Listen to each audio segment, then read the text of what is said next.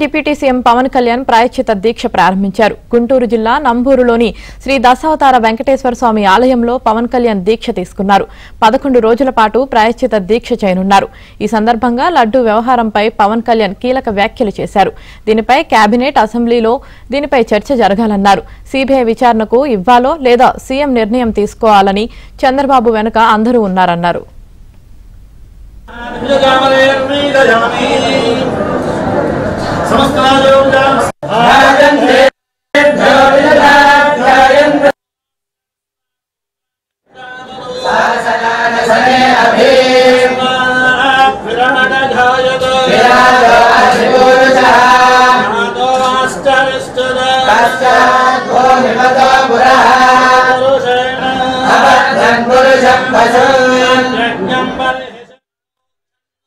YCP పాలనలో TTD బోర్డుని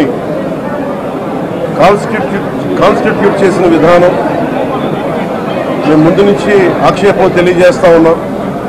భక్తుల మనోభావాలు దెబ్బతినకుండా, ఆచార వ్యవహారాలని నిర్వీర్యం చేయకుండా, అపరాధం వాటిల్లకుండా ముందుకు తీసుకెళ్లాల్సిన అవసరం ఉంది. అది వారి బాధ్యత. స్వామివారి పూజా విధానాలు మార్చేశారు. శ్రీవాణి ట్రస్ట్ అని పేరు పెట్టి దాని మీద 10,000 రూపాయలు టికెట్ పెట్టారు ఒక్కొక్క వ్యక్తికి.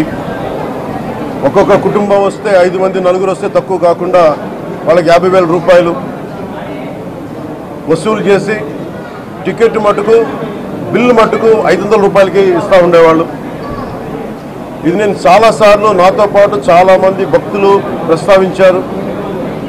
చాలామంది రాజకీయ పార్టీల ప్రతినిధులు దీన్ని ప్రస్తావించారు. అన్ని పార్టీలు ప్రస్తావిస్తూనే ఉన్నాయి, వెలితి చూపుతూనే ఉన్నాయి. కానీ ఏ రోజు కూడా దాన్ని పట్టించుకున్న పాపాన్ని పోలేదు. అలాగే వైసీపీ పాలనలో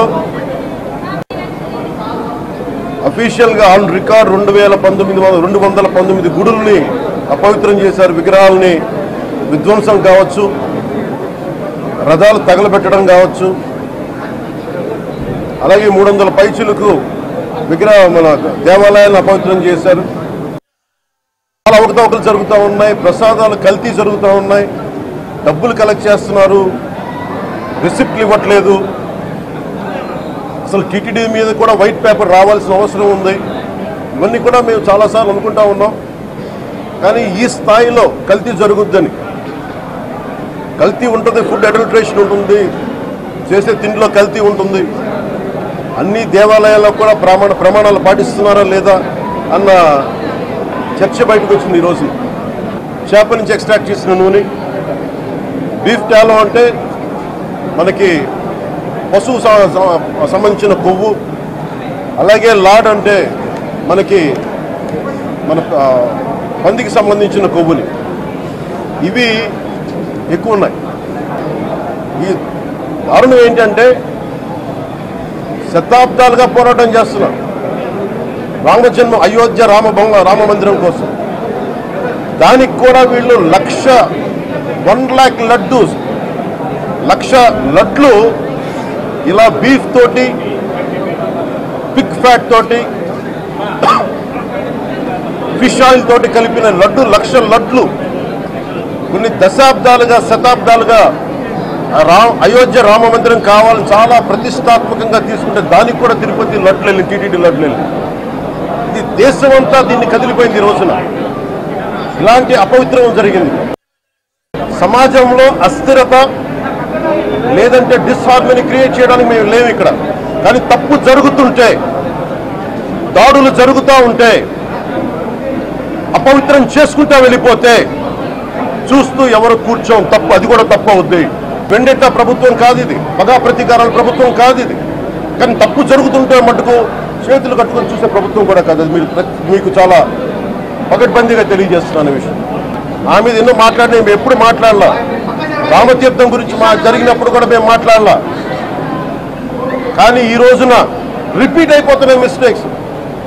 అలవాటు అయిపోయింది, ఆలవాలం అయిపోయింది. ఇక్కడితో ఆగాలి ఇది. కాబట్టి ఇప్పుడే ఫుల్ స్టాప్ టు దిస్. గత ముఖ్యమంత్రి ఏం చేసి ఉండాల్సింది, వచ్చినప్పుడు మీరు పంపించండి ల్యాబ్స్కి, మీకు ఎవరైతే తప్పులు చేశారో వారి మీద మీరు చర్యలు తీసుకోండి చెప్పాలి. కానీ తప్పులు చేసిన వాళ్ళని వెనకేసుకొచ్చే విధానం ఏంటో నాకు అర్థం కావట్లేదు. ప్రసాదం అపవిత్రం అయితే ఒక్కరు కూడా మాట్లాడకూడదు, ఇది సెక్యులర్ వ్యవస్థకు విఘాతం అంటే హిందువులకి మనోభావాలు ఉండవా?